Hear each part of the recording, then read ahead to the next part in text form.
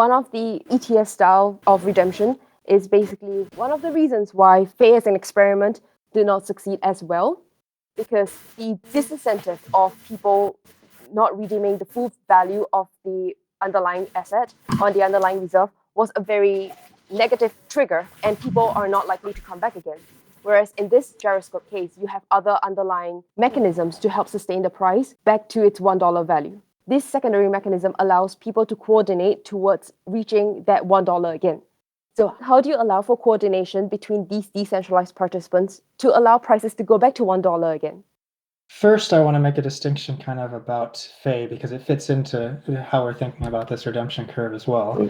FEI's design at launch with these like incentivized pool implicitly meant that their redemption curve was a very bad redemption curve, and that it would basically go to zero price of redemption very fast. Whereas as long as there's actual reserve value backing the system, there's no reason to actually do that. And so that is part of our design, is essentially saying once you reach the sustainable level of redemptions, there's no reason not to offer the sustainable level of redemptions. And then the idea is that there will be credible reasons to bet on for repegging back to $1. But we want to stress, of course, that we take the behaviorally neutral sort of assumption here that like these are out there, it'll be up to people to decide, but kind of like the system is bounded on the lower end, and that's what the important thing is here. But these reasons why you might bet on a repegging, one, the shape of the reserve curve itself. There's kind of like two dimensions of this. One is, depending on the reserve ratio, it does shift the curve. If the reserve ratio is decreasing because there are losses being incurred, the curve shifts downward and the curvature of the curve increases. The other dimension, which is sort of like the level of outflows that are being realized, pushes you either up or down the curve. So over time, if the level of outflows equilibrates, you are moving the price back up the curve. And so there is a tendency to return to peg, supposing outflows do actually equilibrate back to like an equilibrium around zero.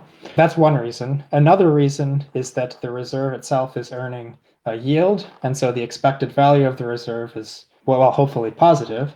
And this means you might expect the reserve ratio to recover over time, which again is that you're expecting the curve to shift back up closer to the flat line. And then there are some tertiary mechanisms that may come into play at various times.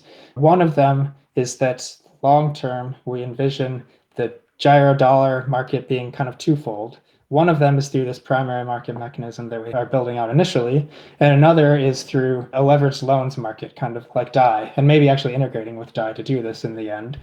But the idea would be that there's part of the gyro dollar supply is coming from this reserve backing, part of it coming from people coming in with, say, ETH, making a CDP and minting gyro dollars against that CDP.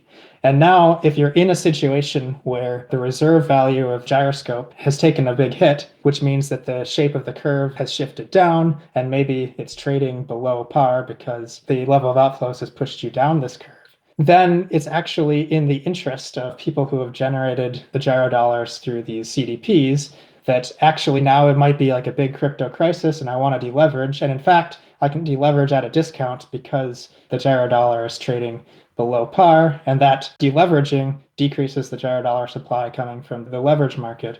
And so it helps bring the supply back to equilibrium as well.